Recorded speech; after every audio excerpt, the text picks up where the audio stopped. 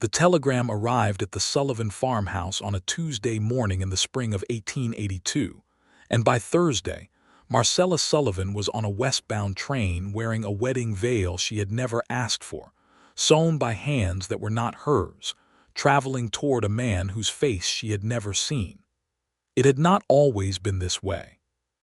There had been a time, not so very long ago, when Marcella Sullivan had imagined her future with a certain softness around its edges, a future that belonged to her, shaped by her own choosing, full of the particular freedoms that a woman of 22 might dare to dream about in the quiet hours before dawn.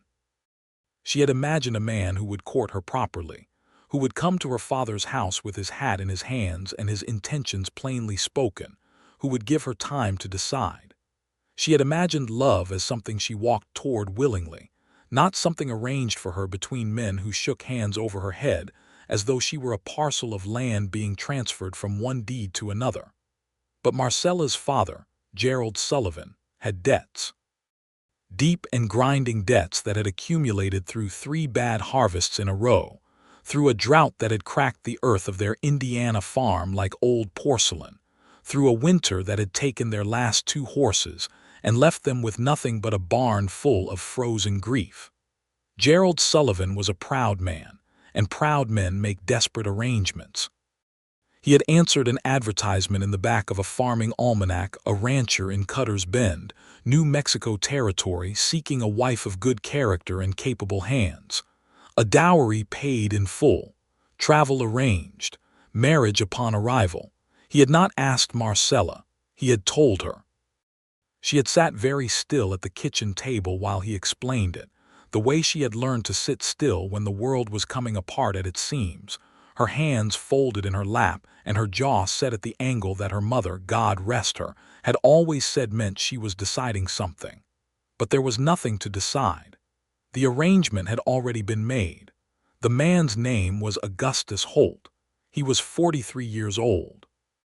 He owned 800 acres of grazing land outside a town called Cutter's Bend, and he had sent the ticket himself, and a modest sum of money to cover a trunk of clothing suitable for a rancher's wife.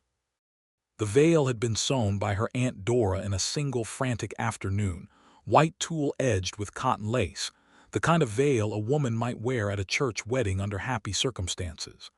Marcella had stood on a stepping stool while Dora pinned the comb into her dark hair and wept with a sincerity that was entirely genuine and entirely useless.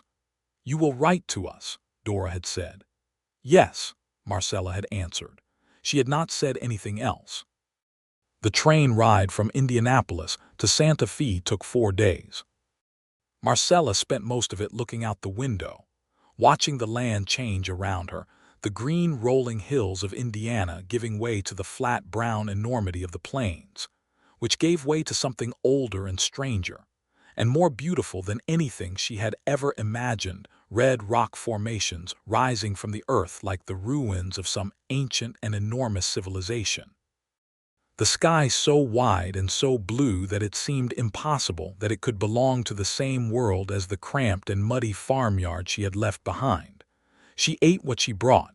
She slept sitting up. She spoke to almost no one, except for a brief conversation with a schoolteacher from Ohio who was traveling to join her husband in Albuquerque, and who looked at Marcella's veil with polite confusion and asked no further questions. From Santa Fe, Marcella boarded a stagecoach that would take her south and west into the territory, toward Cutter's Bend. There were 3 other passengers: a traveling salesman who smelled of hair pomade and spoke exclusively of belt buckles, a quiet Mexican cattle hand who slept for most of the journey, and an older woman named Harriet Dawes who was returning to her daughter's home after a visit to a physician in the city. Harriet looked at Marcella with the kind of frank appraisal that women of her generation used without apology. "You are a mail-order bride," Harriet said. "It was not a question." "I am traveling to be married," Marcella said carefully. "To whom?" "A man named Augustus Holt." The stagecoach went quiet in a particular way, the kind of quiet that happens when several people know something they are uncertain how to say. "You know him?" Marcella asked. Harriet Dawes looked out the window. "Everyone in Cutter's Bend knows Augustus Holt," she said, and did not elaborate. The stagecoach arrived in Cutter's Bend on a late afternoon in April, when the sun was low and orange, and the dust rose from the main street in slow golden clouds. The town was larger than Marcella had expected, a proper main street with a general store, a livery stable, a telegraph office, a saloon with a painted wooden sign, a church at the far end, and a scattering of houses and smaller buildings extending outward from the central road like the spokes of a wheel. There were people on the boardwalk, going about the business of their afternoon, and several of them stopped to look at the stagecoach as it pulled in. Marcella stepped down with her carpetbag and her trunk, which the driver handed down to her with the indifferent efficiency of a man who had deposited a great many nervous young women in a great many Western towns, and had long since stopped thinking about what happened to them afterward.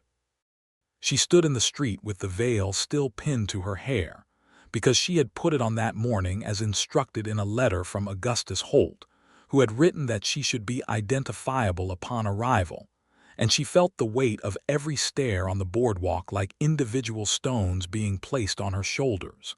That was when she saw him. He was leaning against the post outside the sheriff's office, which stood between the barber and the hardware store, a tall man in a worn brown coat with a deputy's star on his chest, his hat pulled low against the afternoon sun. He was watching the stagecoach with the alert stillness of a man whose job required him to notice things, and when his gaze landed on Marcella, it did not pass through her the way most stares did. It stopped. He straightened up from the post. He looked to be perhaps 28 or 29, lean and weathered in the way of men who spent their days outdoors, with dark hair that curled slightly at the collar, and the kind of jaw that looked as though it had been set against the world for a very long time.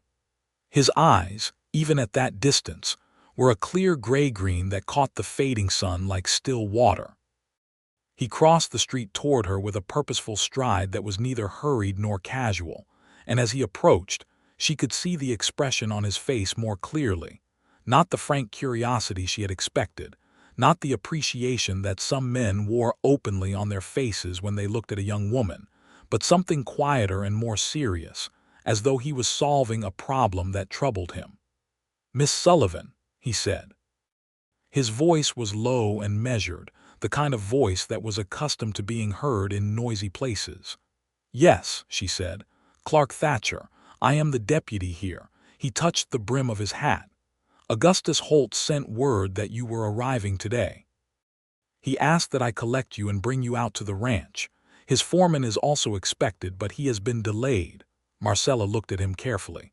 "Mr. Holt did not come himself." Clark Thatcher's jaw shifted slightly. "No, ma'am," he said. "He did not."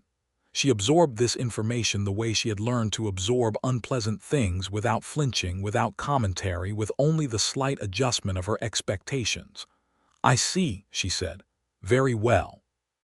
He took the heavier of her two bags without being asked, because he was the kind of man who noticed what needed doing and did it, and he led her across the street to a buckboard wagon tied in front of the general store.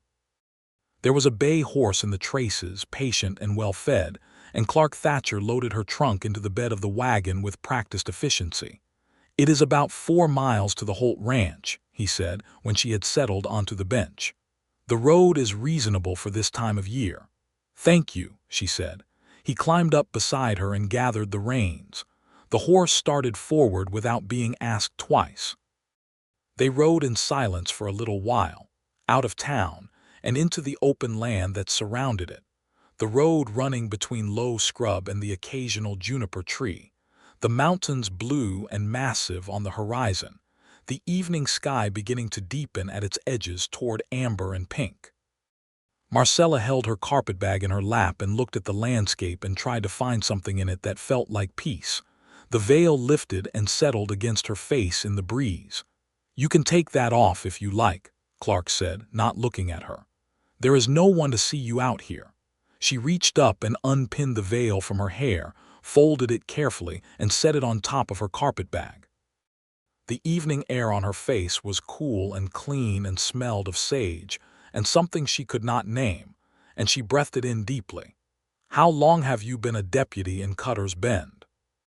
She asked because silence in the company of strangers had always made her restless, and because there was something about this particular silence that felt heavier than most. "Going on 5 years," he said. "I came up from Texas, worked cattle for a time, then this."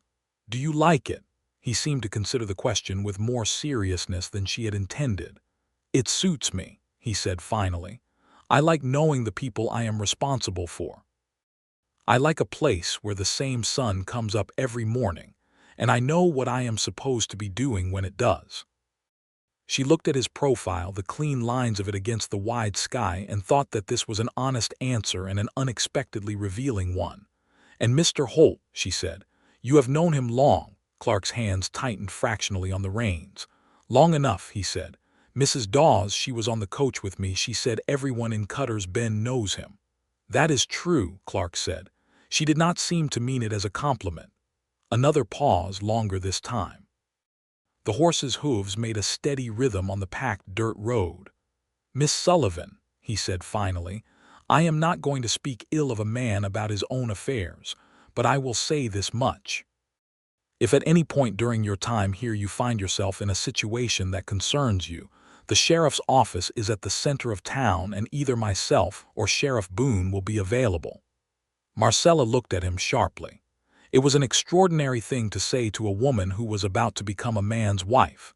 And he knew it. She could see it in the set of his shoulders, the way he did not turn to look at her, as though the statement had cost him something and he was not going to take it back. "Thank you," she said quietly.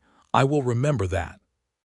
The Holt Ranch came into view around a bend in the road, and it was larger and more prosperous looking than she had expected. A white clapboard house with a wide porch and green shutters, surrounded by outbuildings and corrals where horses moved in the fading light, a bunkhouse further back, several hands visible going about their evening tasks. It looked, from a distance, like the home of a successful man. Up close, as they drove through the gate and into the yard, it looked like the home of a man who had spent money on the visible things and neglected the invisible ones. The porch boards were warped in several places, the paint on the shutters was beginning to peel, and the flower boxes under the windows were empty and dry. Augustus Holt was standing on the porch when they arrived. He was a big man, thick through the chest and shoulders, with a beard that was more gray than brown and eyes the color of creek mud in summer, slightly flat and slightly impatient. The eyes of a man who was accustomed to being waited for rather than waiting. He wore a clean shirt and had clearly made some effort for the occasion, and he looked Marcella over from the porch with the evaluative gaze of a man examining a horse he had purchased by description. "You are older than the photograph," he said.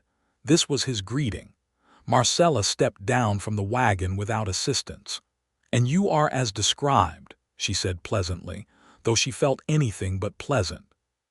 Something crossed Augustus Holt's face that might have been surprise or might have been irritation, and then it was gone, smoothed over by the kind of practiced social ease that powerful men acquired over a lifetime of getting what they wanted. He came down the porch steps and extended his hand. "Augustus Holt," he said, "welcome to my ranch, Miss Sullivan." "Marcella," she said, shaking his hand, "thank you for the arrangements." He nodded, already looking past her toward Clark, who had climbed down and was lifting her trunk from the wagon bed. "Thatcher, leave that there. One of the boys will bring it in." Clark set the trunk down. He touched his hat brim to Marcella, a small, deliberate gesture that contained something she could not quite read, and climbed back up onto the wagon. She watched him go with a sensation that was not quite loneliness and not quite alarm, but was something adjacent to both. The next 3 days at the Holt Ranch were an education of the most clarifying kind. Augustus Holt was not a cruel man in the way that some men were cruel. He did not raise his voice, did not threaten, did not employ the physical menace that Marcella had half feared on the journey west. He was something subtler and in some ways harder to name. He was a man who had lived alone for a long time and had ceased to think of other people as having interiors. He spoke to Marcella the way he spoke to his furniture, expecting it to be useful, expecting it to stay where he put it, not particularly interested in what it thought about anything. He explained the domestic arrangements of the house with the tone of a man reading from a ledger. He told her when meals were to be ready, where his shirts were kept, how the household accounts were organized. He told her these things without asking whether she had questions, and when she did ask a question, he answered with the brief patience of a man whose time was being mildly inconvenienced. On the second morning, she asked him carefully, because she was careful, whether the wedding ceremony had been arranged. He looked up from his breakfast. "Saturday," he said, "the circuit preacher comes through." "That is 4 days from now," she said. "That is correct." She waited to see if he would say anything else, some acknowledgement of the strangeness of the situation, some human gesture in the direction of the woman sitting across from him, who had come 2,000 miles to marry a man she did not know. He returned to his breakfast. She spent those 4 days learning the house and thinking. She thought with the particular intensity of a woman whose choices had been taken from her, and who was therefore forced to think harder than most people about the choices that remained. She was 22 years old and healthy and possessed of a mind that her schoolteacher had once called inconveniently active for a girl of her station. And she understood, with a clear-eyed practicality that she had inherited from her mother, that what she was walking into on Saturday was not a marriage in any sense that she recognized. It was a transaction. It was a domestication. It was a life of usefulness in a white clapboard house with warped porch boards, in service of a man who had not once in 4 days asked her a single question about herself. She thought about her father's debts. She thought about her Aunt Dora crying over the veil. She thought about the way Clark Thatcher had looked at her as he drove away, not with pity, but with something older and more complicated than pity. On the evening before the wedding, she walked out to the back of the house where there was a small garden that had once been tended and was now half wild, and she sat on a stone wall and looked at the mountains turning purple in the dusk, and she made her peace with what was coming, the way people make peace with things they cannot change, not by wanting them, but by deciding to survive them. She heard a horse on the road and turned, and Clark Thatcher was riding up along the fence line, not toward the house but along the perimeter, moving at a steady trot, and he saw her and slowed.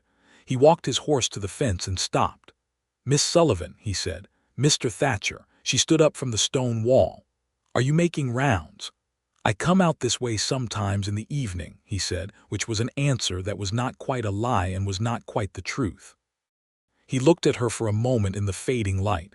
"You have been out here a while." "I like the mountains," she said. "I did not know mountains could look like that, like they are lit from inside." He looked at the mountains and then back at her. "The light is different here," he said. "You get used to it." "I suppose I will have time to," she said, and heard the flatness in her own voice. He said nothing for a moment. His horse shifted and he steadied it with a quiet word. Then he said, "Miss Sullivan, you are not obligated to do this." She looked at him directly because she was a woman who believed in looking directly at things. "My father arranged it," she said. "Your father is in Indiana," he said. "The money has been accepted," she said. "The ticket was purchased. The arrangement was made in good faith, at least from the other end of it." "Good faith," he repeated, and something moved through his expression that was not quite anger. "I am not blind, Mr. Thatcher," she said quietly. "I have spent 4 days in that house. I know what I am walking into." "Then why? Because my father needed the money, because my aunt sewed a veil, because some choices once made by someone else become yours to carry." She stopped herself because she was saying more than she had intended to a man she barely knew in a stranger's garden at dusk. "I am sorry." "It is not your concern." "What if I wanted it to be?" he said. The evening settled around them. A nighthawk called somewhere above the scrubby trees. Marcella looked at Clark Thatcher's face in the last of the light, and found there something she had not expected to find, not sympathy, not the condescending kindness of a man who felt sorry for her, but the kind of honest and uncomplicated regard that one person occasionally offers another, across a fence in the last minutes of daylight, without any guarantee that it will be welcomed. "You had better get home, Mr. Thatcher," she said. "It is getting dark." He held her gaze for one moment longer. "The offer stands," he said. "The one I made on the road, the sheriff's office, any time." He turned his horse and rode back the way he had come. She stood in the garden for a long time after he was gone, her hands pressed together in front of her, her face turned up toward the mountains, listening to the night sounds of the desert begin to rise up around her. The wedding was set for 2 o'clock on Saturday afternoon in the small church at the end of Cutter's Bend's Main Street. The circuit preacher, a thin man named Reverend Alcott who traveled a circuit of 4 small towns and had the permanently distracted air of a man with too many appointments, arrived at noon and immediately began reviewing his notes. There were perhaps 30 people gathered in the pews. Cutter's Bend was not a large town, and Augustus Holt's wedding was the primary event of the social calendar for April. Harriet Dawes was there, seated in the 3rd row, and she gave Marcella a long look when she arrived that contained a great deal of complicated feeling compressed into a small space. Marcella had put the veil on again. She stood in the small anteroom at the back of the church, while one of the rancher's women from a neighboring property fussed with the drape of it, and she held very still and thought of nothing in particular, because thinking of particular things would not help. Through the thin wall, she could hear the sounds of the congregation settling, the creak of pews, the low murmur of conversation, a child somewhere being hushed.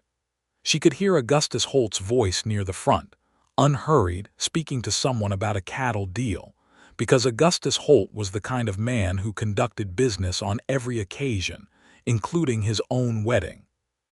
And then she heard another voice, lower and more measured, and she knew it was Clark Thatcher's even through the wall, even in the brief syllable of whatever he was saying, and the recognition of it moved through her chest like a hand pressed flat against her sternum. She closed her eyes. She was still standing with her eyes closed, the veil hanging over her face, when Reverend Alcott knocked on the anteroom door and said it was time. She walked down the aisle alone. Her father was not there to give her away. The journey from Indiana was beyond his means, and beyond, she suspected, his willingness to witness the consequences of his arrangement. She walked between the rows of strangers in their Sunday clothing, her head up and her shoulders straight, the veil making the world softer and more remote, like looking at everything through a fine mist. Augustus Holt turned to watch her come, and she saw in his expression the particular satisfaction of a man watching something he had purchased arrive in proper order. She came to stand beside him. Reverend Alcott began to speak the words of the ceremony, the old familiar words that Marcella had heard at other people's weddings and had never imagined wearing like this, like something borrowed and too large. The church was very quiet. The afternoon light came through the narrow windows and made pale rectangles on the wooden floor.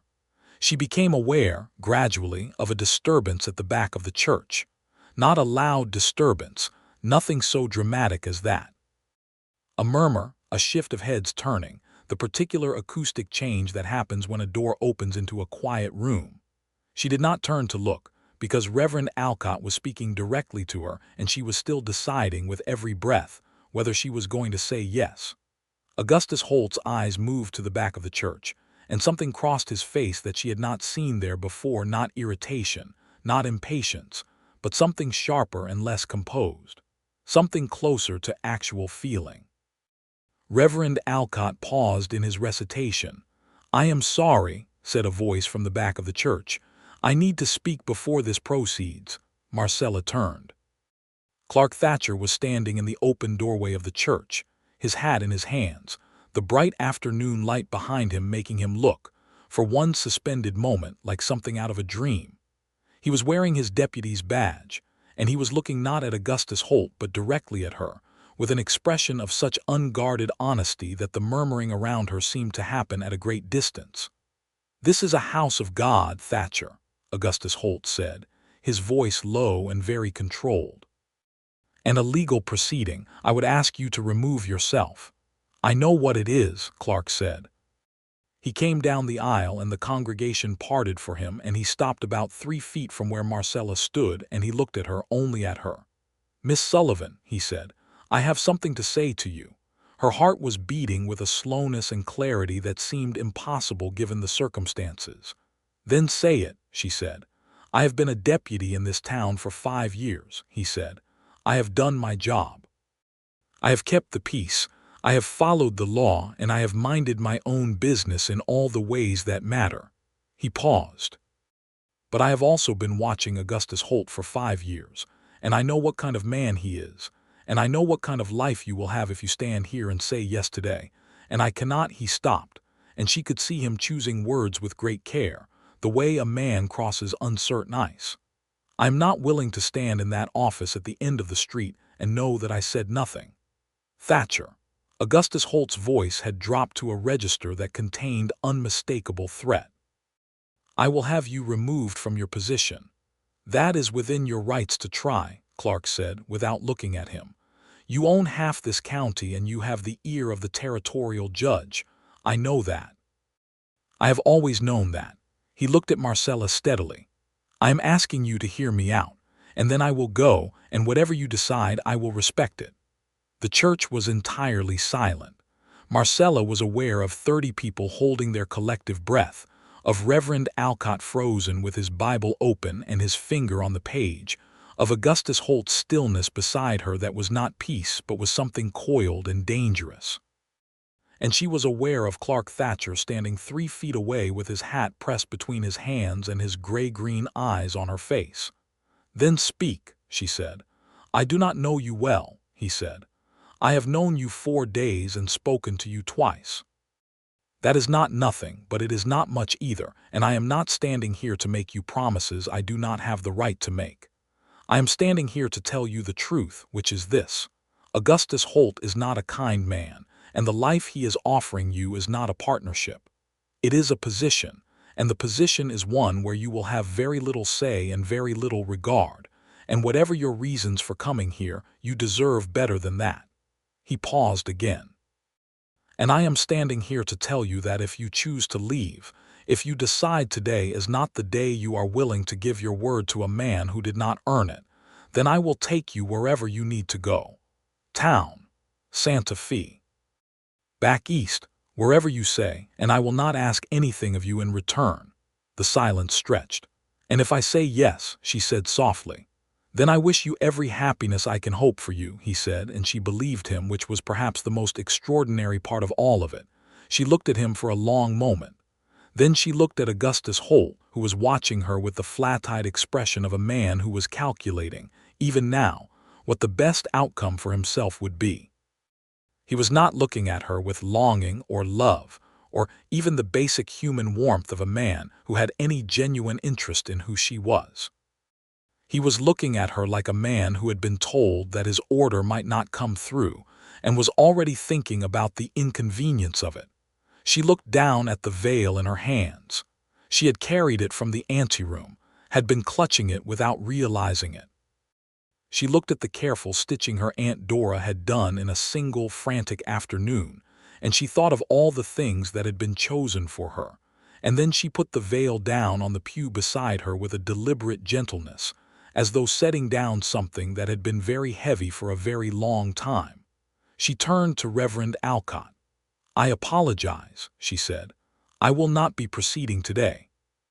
Augustus Holt said one sentence then, and it was not a kind sentence, and she would not repeat it afterward when people asked, but it confirmed everything Clark Thatcher had just told her with more efficiency than any argument could have managed.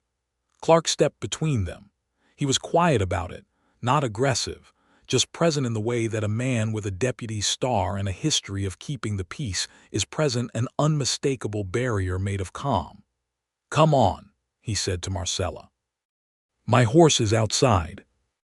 They walked out of the church together into the blazing New Mexico afternoon, and she heard the voices behind them begin immediately, the way voices always begin when something unexpected has happened in a small town, rising and overlapping like water over stones. Outside, Clark's horse stood at the hitching post, a solid gray gelding that looked at them with placid indifference. Clark untied it and looked at Marcella. "Where would you like to go?" he said. She stood in the street in her traveling clothes. She had not, in the end, been able to bring herself to purchase a formal wedding dress, had worn her best blue dress instead, which perhaps had told her something she had refused to acknowledge before today. She looked at the main street of Cutter's Bend spread out before her, at the general store and the saloon and the telegraph office and the little white church behind them, and she thought about Indiana and her father's farm, and the 2,000 miles she had traveled towards something that had turned out not to be what she was told, and she said the truest thing she knew. "I do not actually know," she said. Clark looked at her. Then very carefully he lifted the edge of the veil she had been clutching in her hand. She had brought it out with her without thinking, some reflex carrying it, and he folded it and tucked it into her carpetbag which someone had set on the boardwalk, and he said, "I would have come either way, you know. It did not matter what you looked like, what was under the veil." She looked at him. "What do you mean?" "I mean I would have walked into that church and said my piece regardless," he said. "I have been thinking about it for 3 days. It was not about—" He stopped. "I am saying that it was about who you are, Miss Sullivan, not what you look like.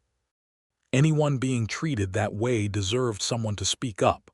She felt something in her chest shift and resettle, like furniture being moved to its proper place after a long time of being wrong. "That is a very decent thing to say," she said.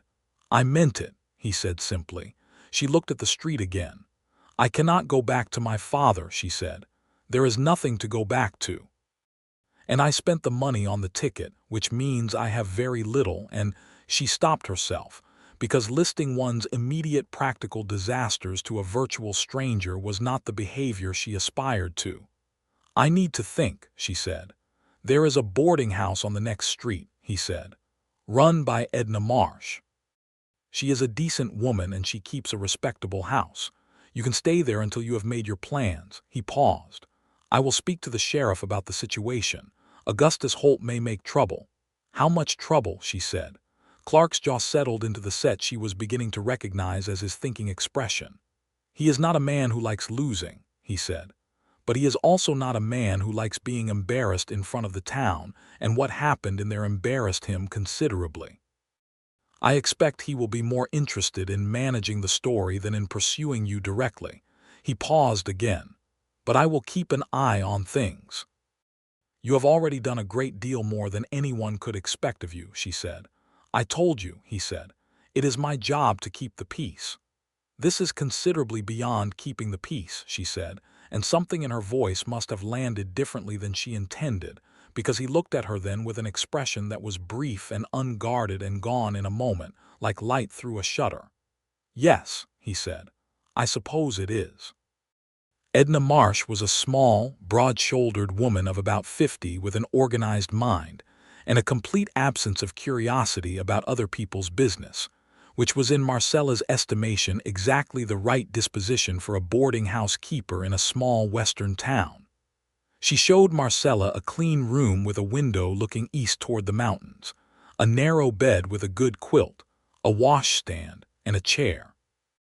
She charged a reasonable weekly rate and included 2 meals a day in the arrangement, and she asked no questions whatsoever about the wedding dress situation or the story that was, Marcella had no doubt, already moving through Cutter's Bend like a grass fire. Marcella sat in the chair by the window as the afternoon faded into evening, and she thought very carefully about her situation. She had $63 in her carpetbag, money she had saved over several years of small earnings, kept private from her father because some instinct had always told her that a woman should have money of her own somewhere, some small private reserve against the unpredictable nature of the world. It was not enough to get back to Indiana, and Indiana, as she had told Clark Thatcher, had nothing to offer her. Her father would not welcome her back as a failure, would not be able to afford to keep her, and would likely arrange something worse than what she had just escaped. She was 22 years old in the New Mexico territory with $63 and no particular plan, and the remarkable thing, the thing that surprised her when she examined it, was that she did not feel afraid. She felt, for the first time since her father had sat her down in the kitchen and told her about the arrangement, as though she was standing on her own ground. Over the next several days, she made herself useful. It was her most reliable habit. When circumstances were uncertain, she worked. She helped Edna Marsh with the cooking, which was something Marcella had done very well since she was 12 years old. She learned that the general store, owned by a man named Gus Pryor, who was nothing like his name suggested, and was in fact a rather nervous and overwhelmed man of 40, was badly in need of organizational help, his inventory system having descended into a chaos of his own creation. She offered to help him 3 days a week in exchange for a reduction in expenses, and he accepted with a relief so immediate it bordered on comical. She learned the rhythms of Cutter's Bend. She learned who went to the saloon and who went to the church and who went to both. She learned that Sheriff Daniel Boone, who was, Clark informed her with a perfectly straight face, deeply aware of the unfortunate nature of his name, was a fair-minded man who had kept his office for 12 years, and had no particular affection for Augustus Holt, whom he viewed as a man who used his money as a substitute for character. She learned that the mountains to the west were called the San Cristobal Range, and that they were genuinely beautiful at every hour of the day, and in every kind of light. She saw Clark Thatcher almost every day. It was a natural consequence of a small town. The main street was short enough that you could not walk from one end to the other without passing a dozen familiar faces, and the deputy's office was situated in a location that made it unavoidable for anyone conducting business on the central block. But she began to suspect, after about a week, that it was not entirely accidental. He would stop when he saw her. He would ask how she was settling in, with a genuine interest that was different from politeness, different from the social acknowledgement of acquaintance. He noticed things, that she was having trouble with the weight of the supply boxes at the general store, and appeared one afternoon to reorganize the storeroom shelves at a more manageable height, that she had mentioned to Edna Marsh that she missed being able to read in the evenings, and appeared the following day with 2 books from his own shelf, both of them worn in the way of things that are genuinely loved, with the margins occasionally annotated in a careful, deliberate hand. She read the annotations. She found herself in conversation with those marginal notes, agreeing with some and disputing others, and at some point she began writing her responses in the narrow margins in pencil, and when she returned the books, she saw his expression change when he opened the first page and found her handwriting there. "You disagreed with me about Emerson," he said, the next time she saw him. He was half smiling, which she was beginning to understand was as close as Clark Thatcher usually came to delighted. "Emerson is very pleased with himself," she said. "It is a little wearing over long stretches." "He is also usually right," Clark said. "Those 2 things can coexist," she said. He laughed then, a real laugh, the slightly surprised kind that a person gives when something is funnier than they expected, and she felt it in her solar plexus like the first warm day after winter. They had dinner together for the first time on a Thursday evening in May, at the hotel dining room, which was the only proper restaurant in Cutter's Bend, and was presided over by a French-speaking woman named Lisette who had arrived in the territory under her own remarkable circumstances, and cooked with a sophistication that was entirely incongruous with the landscape, and that Marcella found thrilling. It was not an arranged dinner. It had happened the way these things sometimes happen, with Clark stopping outside the general store as she was locking up for the evening, and the conversation going on longer than it had any practical reason to, and one of them, she was never quite certain afterward which one, suggesting that they might as well continue it over a meal. They talked for 2.5 hours. They talked about books and about Indiana and about Texas, where Clark had grown up on a cattle ranch that had been sold out from under his family when he was 16, when the bank had called in a loan during a drought year. He spoke about this without bitterness, though she could hear underneath the evenness of his voice the shape of what it had cost him, the particular grief of a boy watching the land where he had grown up disappear into someone else's accounts, and the way that loss had made him the kind of man who was very careful about what he put his roots into. "Is that why you became a deputy?" she asked, "instead of working cattle?" He considered this with the careful honesty that she was coming to understand was simply how his mind worked, not evasive, not quick, but genuine. "Partly," he said. "I spent 4 years on cattle drives after the ranch was sold, up from Texas through Colorado. Hard work, and I do not regret it, but it is a life with no fixed point." He looked at his hands around the coffee cup. "I wanted a place where I knew what I was protecting, where I could see what my work meant." "Do you see it?" she said. "Most days," he said. "Some days Cutter's Bend is just dust and argument." He looked at her. "It has been a better town this past month than it was before." She looked at him steadily because she needed to understand what he meant by that. "You mean the situation with Mr. Holt has resolved in some way that is better for the town?" "I mean you have been here a month," he said, and held her gaze. The thing between them was not a thing either of them named quickly or recklessly. They were both people who had learned, through the specific instruction of difficult experience, to be careful about what they reached for. Clark had watched Augustus Holt's previous bride, a woman whose name no one spoke anymore, who had lasted 14 months at the ranch before she was packed off somewhere east. The circumstances of her departure, never fully explained in public and very clearly understood in private, and the watching had made him cautious about hope. Marcella had been sent west like a parcel addressed to someone else, and the experience had made her deeply committed to the idea that her next step in any direction would be one she chose herself, fully, with her eyes open. But there is a particular kind of feeling that does not wait politely for people to be ready for it.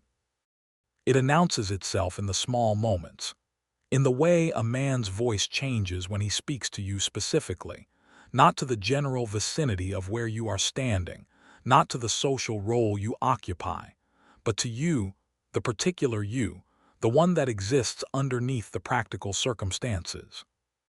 In the way a woman laughs differently at one person's observations than at anyone else's, more freely, more fully, the kind of laughter that happens when you are not thinking about how you look while laughing. In the way two people find that the conversation between them never seems to reach a natural end, not because they are performing conversation, but because there is always, genuinely, more to say.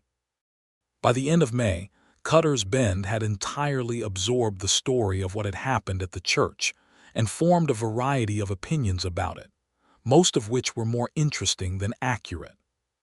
The prevailing version, as reported to Marcella by Edna Marsh with a combination of apology and entertainment, was that Clark Thatcher had been secretly in love with the mail-order bride from the moment she stepped off the stagecoach and had prevented the wedding out of pure romantic passion. This was not exactly true, but it was not entirely false either, and Marcella found that she could not produce a complete contradiction of it. Augustus Holt had, as Clark predicted, focused primarily on managing the story. He left Cutter's Bend for a week shortly after the wedding that was not, and when he returned, he did so with the particular dignity of a man who has decided that the best response to embarrassment is to behave as though nothing embarrassing occurred. He did not approach Marcella. He did not, apparently, move against Clark's position, though he was known to have words with Sheriff Boone on at least one occasion, the content of which Boone declined to share with anyone but which left him looking more entertained than concerned. A letter arrived from Indiana in early June. Marcella read it twice, standing in the garden behind Edna's boarding house in the morning light. Her father had written in the careful, slightly formal hand of a man who was not accustomed to expressing himself on paper and was aware that he needed to do so. He had heard, through some circuitous route she could not quite trace, that the wedding had not taken place.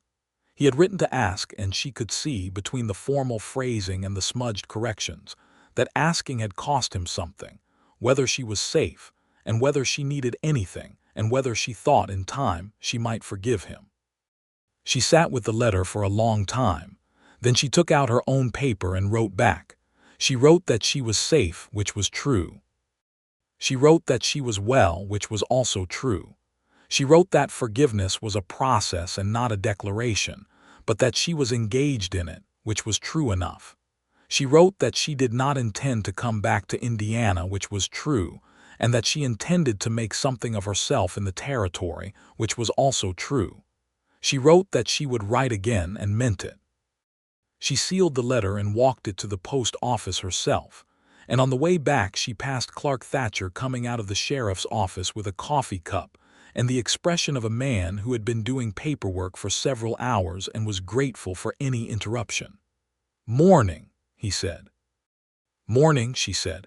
They stood on the boardwalk in the June sunshine, and the ease of it was remarkable, the way two people can exist in comfortable proximity, neither of them hurrying, the morning going on around them. "I have been thinking," Marcella said. "About what?" he said. "About what I am going to do here," she said.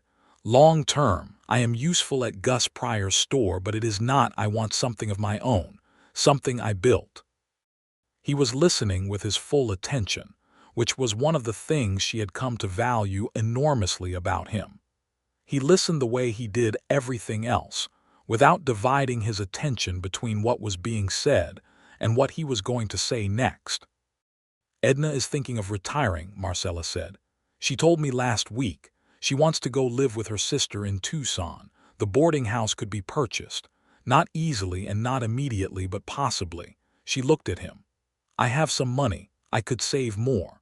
Gus Pryor's store turns a decent income during the summer trade months, and Lysette at the hotel has been talking about the kitchen at the boarding house, how it is better equipped than what she is working with." "You are thinking about a business," he said. "I am thinking about a life," she said, "which requires a plan." He looked at her for a long moment, then he said quietly, "It is a good plan." "You think so?" "I think," he said, "that you are more capable than any situation you have found yourself in so far has had the sense to recognize." He paused. "And I think Cutter's Bend would be lucky to have you here." She looked at him. "Just the town," she said, and immediately wondered if she had said too much. Something shifted in his face, a careful, deliberate shift, like a man who has been cautious for a long time making a decision to stop being cautious. "No," he said, "not just the town." She held his gaze. The morning was warm and clear and full of the sounds of the street going about itself, horses and voices, and the distant ring of the blacksmith's hammer. And above all of it, the sky was that particular blue that she had come to think of as belonging specifically to this place. A blue with nothing between it and the eye, nothing softened or intermediated, just the pure fact of it. "Clark," she said, using his name for the first time without the formality of the surname, and she felt the small weight of that, the choosing of it, the offering of it.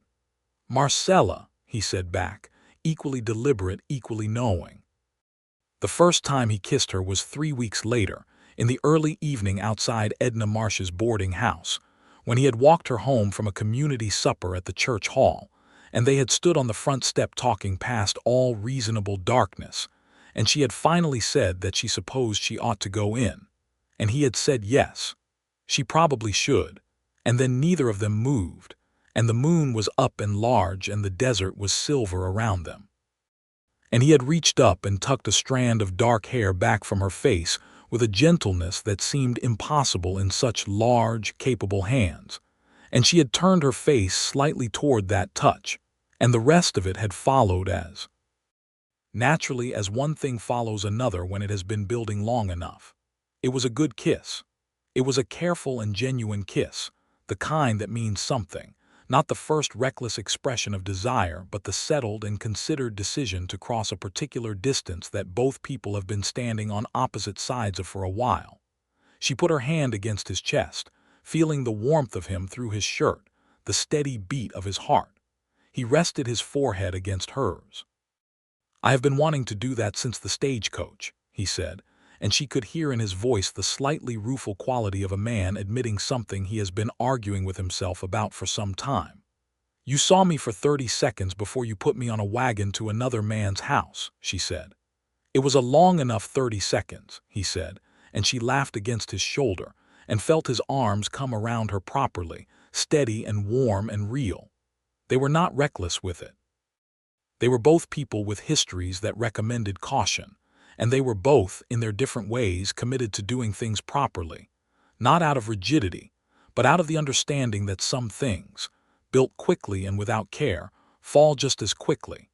They continued as they had begun, talking, working, existing in the daily fabric of each other's lives with a steadiness that was its own kind of romance, the long and quiet kind that shows up in ordinary moments and makes them extraordinary. Clark spoke to Sheriff Boone in July, which was, as Marcella understood it, the closest available equivalent in the New Mexico Territory in 1882 to speaking to a woman's father. She had no family present, her father being in Indiana and having, in her view, somewhat forfeited certain traditional privileges, and Boone was the closest thing either of them had to a figure of institutional authority who might bless the enterprise. Boone, by all accounts, was very short in his response, which was that he had seen this coming since about April, and did Clark want him to be the best man. Clark proposed to Marcella on a Sunday morning in August, out at the edge of town where a low ridge of rock looked west toward the mountains, a place they had taken to walking on his days off. He had no ring yet, he had been saving for one, and he told her this honestly, with the same direct quality that characterized everything he said to her, not as an apology but as a fact, and asked whether she would be willing to wait a few weeks for the proper version of this.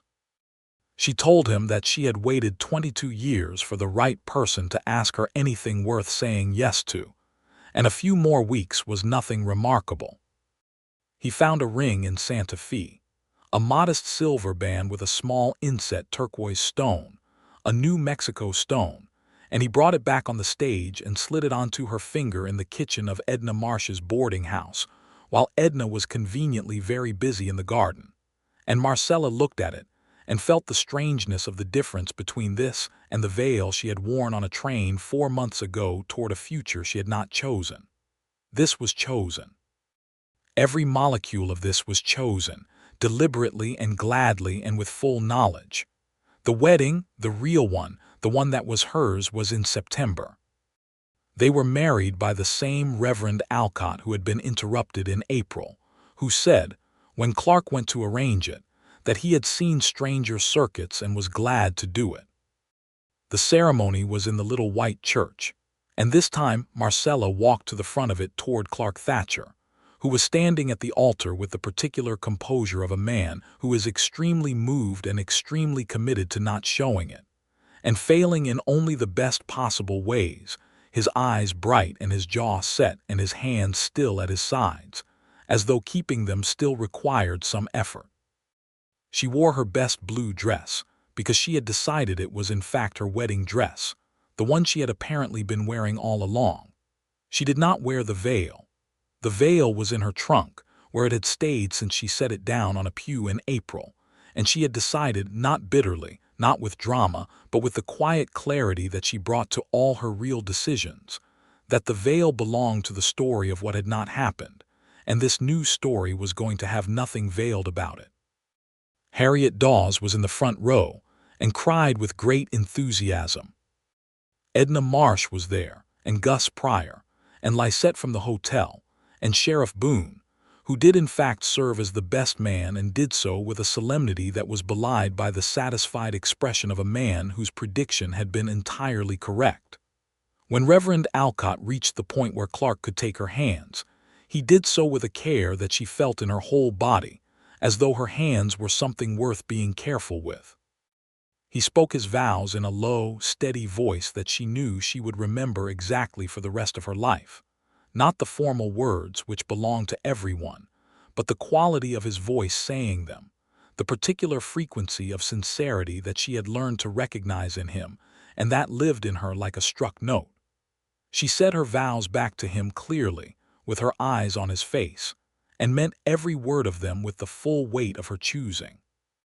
They were married in the little white church in Cutter's Bend, New Mexico Territory, on a September afternoon in 1882, and when they walked out into the sunshine together, The whole street seemed to be wider and brighter than it had been before. The boarding house transition happened in October. Edna Marsh sold it to Marcella, or more precisely, sold it to Marcella with a payment plan that was generous beyond what Marcella had expected, because Edna Marsh had decided, she said privately, that the boarding house should go to someone who needed it to become something, rather than someone who merely wanted to own it. Edna left for Tucson on a Wednesday with her trunk and her organized mind, and a handshake from Clark and a long embrace from Marcella, and that was that. The boarding house became Marcella's. She reorganized it with the same purposeful clarity she brought to everything, finding the efficiencies that had been missed, improving the kitchen arrangements, establishing a proper account system, adding 2 additional rooms in the small structure adjacent to the main house that had previously been used for storage. Lisette, who had indeed been unhappy with the hotel kitchen, came to cook 3 evenings a week, and the arrangement between them was both practical and, in its way, a friendship. Clark moved in after the wedding, as natural as anything, his few possessions making their quiet way into the boarding house and finding their places, his books on the shelves in the sitting room alongside hers, his coat on the hook by the front door, his boots at the bottom of the stairs. The domestic merging of 2 people's lives, which Marcella had always imagined would be awkward and requiring of negotiation, turned out to feel simply like the completion of an arrangement that had already been decided. Augustus Holt left Cutter's Bend in the early winter of that year. The story, such as it was, came to Sheriff Boone through the county land office. Holt had sold the ranch, 800 acres of grazing land and all the outbuildings, to a cattle company out of Denver, at a price that was lower than the property was worth, which meant he had wanted to leave quickly. Whether the departure was motivated by the ongoing awkwardness of living in a town where his embarrassment was recorded in everyone's memory, or whether there were other pressures of a business or legal nature, was not fully known. He was simply gone, and the town absorbed his absence the way it absorbed most things, with some conversation, followed by other conversation, followed by ordinary life. The ranch was eventually taken over by the Denver Cattle Company and parceled out to working foremen, which was probably better for the land. The white clapboard house with the warped porch boards and the empty flower boxes passed out of local memory within a couple of years, which is the way of things. The winter of 1882 going into 1883 was cold, and occasionally brutal temperatures dropped hard in January, and there were 2 weeks of sustained cold that taxed the town's wood supplies and kept most people close to their fires. Marcella kept the boarding house warm and full.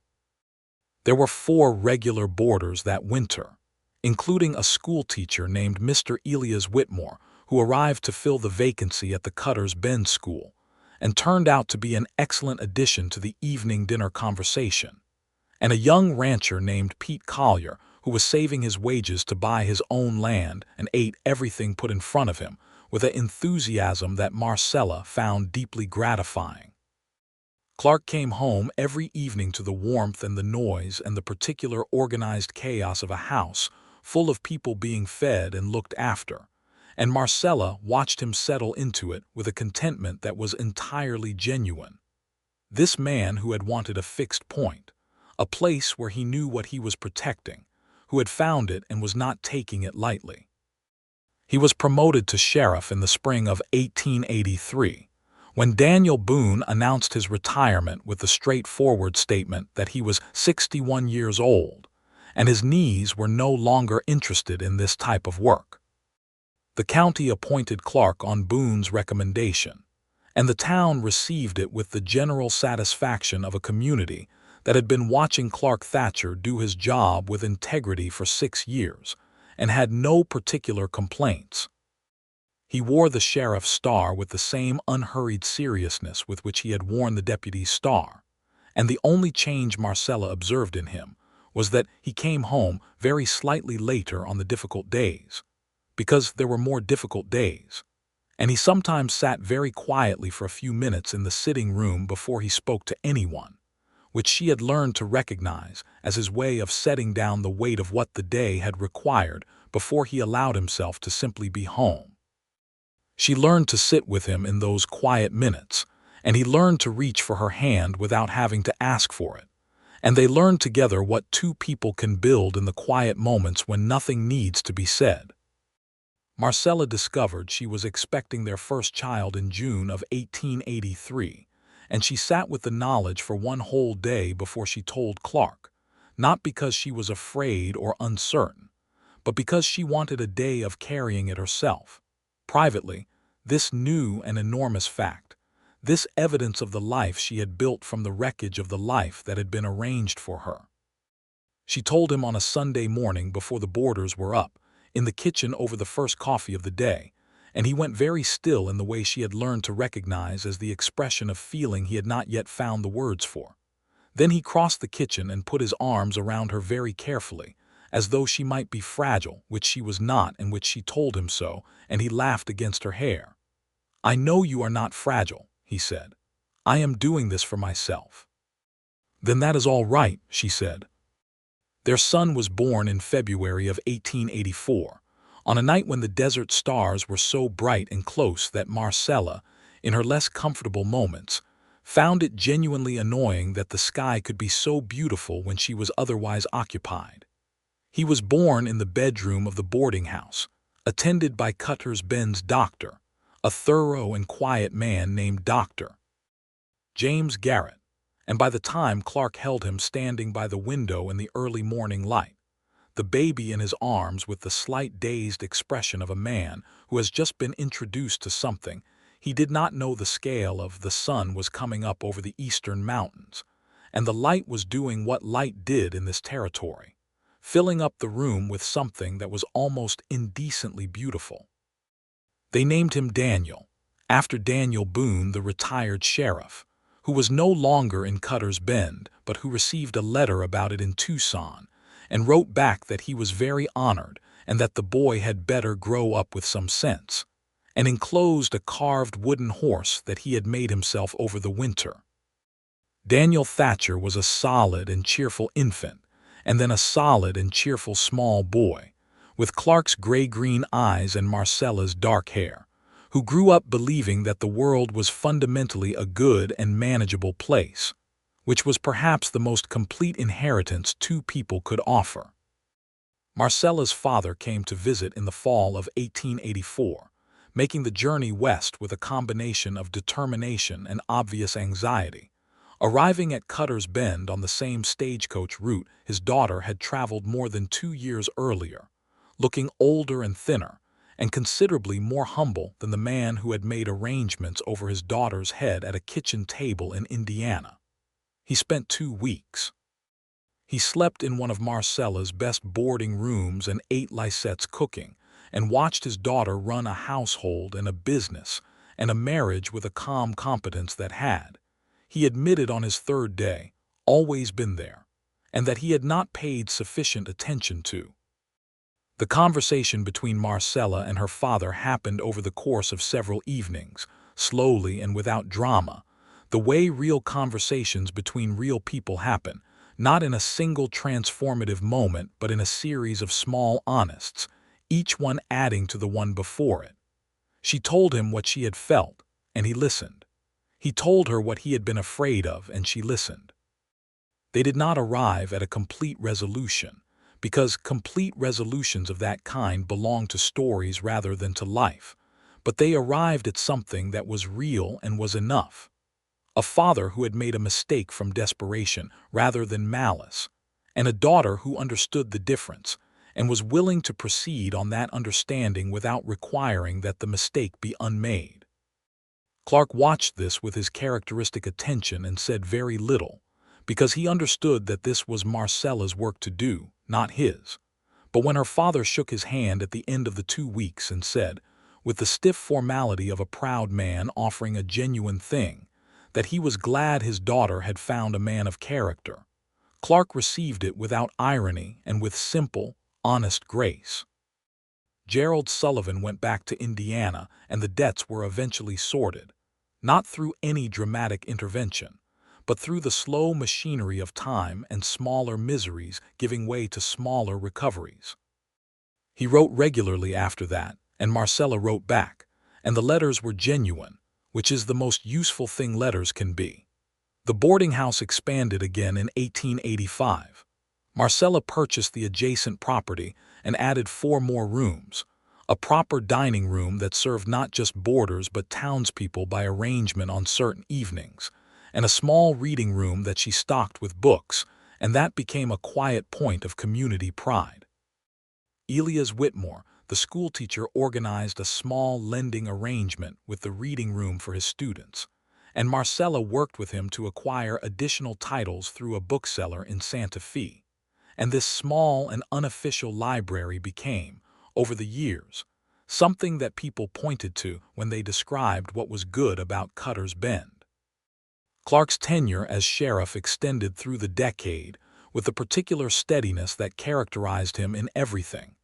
No dramatic incidents that became famous, no legendary shootouts that made it into the territorial newspapers, but an ongoing, unremarkable, absolutely dependable peace that the town was able to grow in. He dealt with cattle disputes and claim jumpers and the occasional individual whose judgment was impaired by alcohol with equal calm and equal firmness. And he went home every evening to a house that was warm and full of people and noise, which was everything he had wanted when he had come to this fixed point in the world and decided to protect it. Marcella became pregnant again in early 1886, and this time she told Clark immediately. On the same evening she was certain of it, in the kitchen again, because the kitchen was where they had all their most honest conversations, some domestic intimacy in the space of the stove and the worn wooden table making truth easier than it was in other rooms. "Again," she said, handing him a cup of coffee. He looked at her. "Are you well?" "Very well," she said. "You?" "Very," he said, and the expression on his face was the same one from that morning 2 years ago with Daniel in his arms by the window, that particular species of joy that a capable and steady person feels when they are given something to love, a little stunned by the scale of it, entirely willing. Their daughter arrived in November of 1886, during a warm autumn that lingered longer than usual into the season, the desert still fragrant and golden when she was born. They named her Clara, which was Clark's mother's name, and she arrived with her mother's dark eyes and an immediate and unyielding opinion about everything, which she expressed in the first hours of her life with considerable volume, and which was, everyone agreed, entirely appropriate. Daniel was 2 years old and regarded his sister with the profound suspicion of a person whose previously uncomplicated world has just been considerably complicated. This resolved, over the following months, into an attachment that was both fierce and bossy, which Clara tolerated with the equanimity of someone who always knew she was going to be the more interesting of the two. By 1887, Cutter's Bend had grown. The railroad had come through the territory, not directly through Cutter's Bend, but close enough that the stage route had become supplemented by a wagon road to the nearest rail stop, and the traffic this generated brought new people and new commerce to the town. Marcella's boarding house was full almost year-round. Gus Pryor had expanded his general store into a proper mercantile. There were 2 more saloons, a second church serving the Methodist congregation, a newspaper, and a bank. The population had more than doubled. The injustices of the territory were not invisible from Cutter's Bend's Main Street, and Marcella and Clark spoke about them in the evenings when the children were asleep and the house was quiet. The Apache people who had lived on these lands for centuries were being pushed onto reservations through policies that were not just or considered, and the methods being used to enforce those policies were often brutal. The Chinese workers who had helped build the railroads across the territory had been excluded from citizenship and from many forms of work by a law passed in 1882, the very year Marcella had arrived, and the treatment of those who remained in the territory was a continuing and visible wrong. Clark dealt with the practical consequences of these larger injustices in his daily work. the disputes that spilled over into the town, the treatment of people who were not white by institutions that were meant to be neutral with as much fairness as one man in one office could muster. Knowing always that it was not sufficient, and that the insufficiency was not his personal failure, but was the failure of larger things that one person could witness and document and push against, but could not single-handedly correct. Marcella documented some of it in letters to her father, who passed some of the more striking observations to a friend who wrote for an Indianapolis newspaper, and some of Marcella's observations appeared in print, unattributed, which she found both satisfying and insufficient, for reasons she understood clearly. She began writing more formally in 1888, initially just for herself, then in letters to the territorial newspaper in Santa Fe, then in a small column that the Cutter's Bend newspaper, which had been established by a man named Howard Finch who had arrived from Missouri with a press, and a great deal of opinions began running under the heading "From the Boarding House," which the masthead described as observations on the life and character of a growing territory. It was not attributed by full name at first, because Finch was cautious about the town's reception, but within a year Marcella had put her full name on it, because she was not a person who was interested in anonymity, and the column was better for it. She wrote about the boarding house and the people who passed through it. She wrote about the mountains and the light. She wrote about what was fair and what was not, in the careful, specific way that is more effective than generalities, naming the particular instances that she had witnessed or that her boarders had told her. Some people in Cutter's Bend liked it, and some people did not, which was, she said to Clark, the approximate proportion she expected. He read every column before it went to print, not to approve it, but because she valued his opinion, and because he sometimes caught things that needed clarifying for accuracy, and his comments were always specific and always useful. He had, she thought, a very fine analytical mind that had never had the formal education it deserved, and she said so, and he said that he had had the education he needed, and they had this gentle argument in various forms over many years, and it made them both better for it. Daniel turned 5 in 1889 and started school with Mr. Whitmore.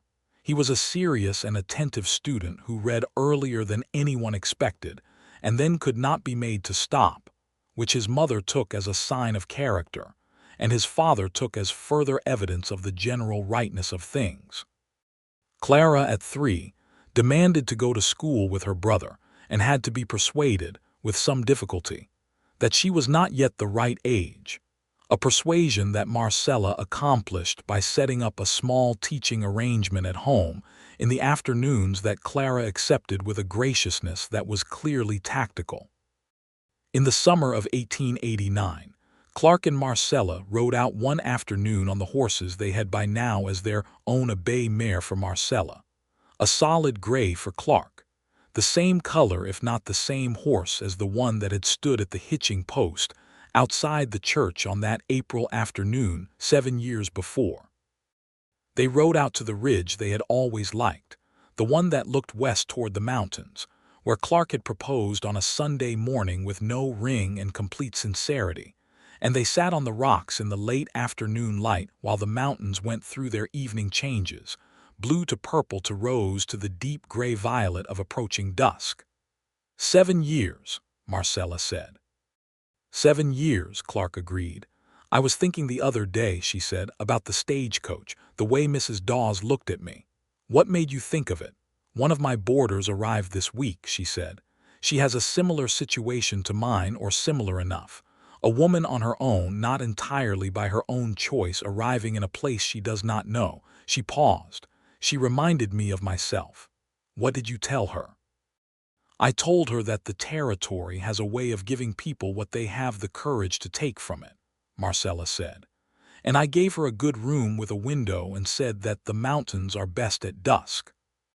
Clark looked at her with that expression she had learned so thoroughly over 7 years, the one that was quiet and attentive and contained something she still found more valuable than anything she had encountered in her life, which was simply that she was seen, fully and completely, by this man sitting beside her on a rock in the fading light, and that what was seen was welcomed. "You have built something remarkable," he said. "We have," she said. He shook his head slightly. "I keep the peace," he said. "You built something remarkable." She took his hand, which was large and warm and she had been holding for 7 years, and she held it in both of hers and looked at the mountains. "We are both responsible for the remarkable thing," she said. "That is the point." He turned his hand over to hold hers, and they sat there together in the last of the light until the stars came out, and the desert turned silver around them, and the mountains became dark shapes against a sky that was impossibly full. That was not the end of it. There is no such thing as the end of it, in a life. There were more years and more seasons and more changes in the town and the territory. New Mexico was admitted as a state in 1912, and by that time Clark had long since retired from the sheriff's office, handing it to a younger man he had helped train over several years, a measured and principled deputy named Samuel Cruz, who carried the work forward with the same unremarkable reliability that Clark had always believed was more valuable than drama. Daniel Thatcher, who had read everything in his mother's reading room by the time he was 12, and had gone on to read considerably more, left Cutter's Bend at 18 to study law at a university in Colorado, which Marcella and Clark paid for with money they had saved across the years in the quiet, deliberate way of people who believe in planning for specific good things. He came back to the territory and practiced law in Santa Fe, and he came home to Cutter's Bend on holidays and for the summer months of his children's early years, and the house was loud and full and exactly right. Clara stayed closer, which surprised no one. She married a civil engineer who was working on the road expansion in the territory in 1906, a serious and rather gentle man named Thomas Reyes, who was from a New Mexico family that had been in the territory for generations before it was American territory, and whose history was deep in the land in a way that Marcella found beautiful, and that Clark found it necessary to be educated about and was. Clara ran the boarding house with her mother through the transition years, and when Clark and Marcella eventually stepped back from the daily work of it in the early 1910s, Clara and Thomas ran it together, and eventually their own children would work in the kitchen and the reading room and the dining room. Generations of Thatchers and Reyeses in the house that Marcella had purchased from Edna Marsh with a payment plan and a determination to build something of her own. The veil was in a cedar box on the shelf in the bedroom closet. Marcella had kept it all this time, not with sadness but with the kind of clear-eyed regard that a person reserves for the evidence of their own history. She had shown it to Clara once, when Clara was old enough to understand the story, and had explained it carefully: the farm in Indiana and her father's debt, and the telegram on a Tuesday morning, and the train ride west through a landscape she had never imagined. She had explained the stagecoach and Mrs. Dawes and the buckboard wagon and the 4 days in the Holt house and the church. And she had explained Clark. She had explained the way he walked across the street toward her with the afternoon light behind him. She had explained the offer on the wagon road that first evening, and the evening in the garden, and the books with the annotations.